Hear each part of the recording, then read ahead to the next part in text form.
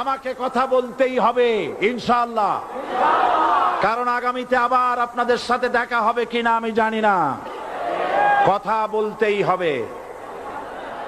আমি দেখতে পাচ্ছি বাংলাদেশের ভাগ্য আকাশে উত্তর গগনে কালো মেঘ জমা হয়েছে, ঝড়ের পূর্বাভাস লক্ষ্য করছি।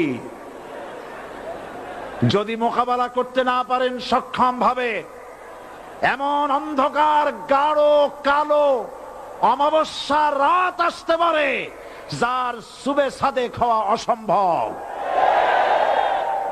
সুতরাং আপনারা কি কাপুরুষের মতো কাফের মুশরিকদের গোলামি করে মরতে চান? বিড়ালের মতো 500 বছর বেঁচে থাকার কোনো লাভ নাই। সিংহের মতো 1 ঘন্টা বাঁচতে চাই।